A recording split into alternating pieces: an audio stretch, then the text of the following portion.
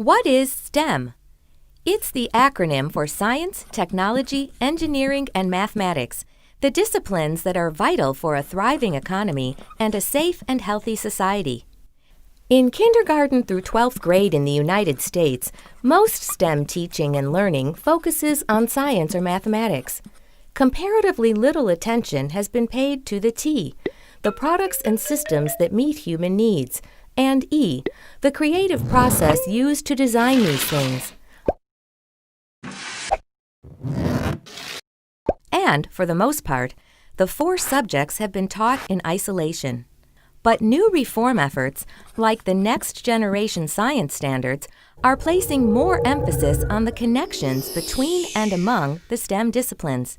To understand how this trend might affect teaching and learning in the future, we need to take a closer look at integrated STEM education, not just the individual subjects that make up the acronym.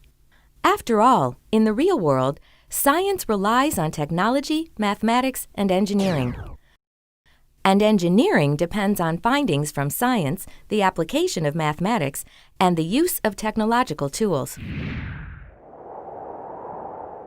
Imagine if K through 12 students were taught in ways that highlighted these connections. Would they learn more and more deeply? Might they see STEM disciplines as more relevant to their lives? Could it lead more of them to pursue STEM courses and careers? The answers to these questions depend in part on how integrated STEM education is implemented in schools and in out-of-school settings. Research suggests that implementation has to balance learning in the individual STEM subjects with more connected ways of learning. In addition, because it can be hard for students to make these connections themselves, teachers will need to make the connections explicit.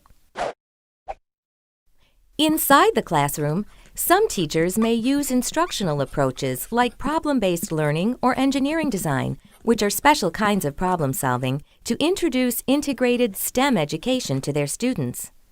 Outside the classroom, students are being exposed to STEM connections in museums and science centers through after-school experiences like some TV shows and STEM-focused robotics competitions, and in internships.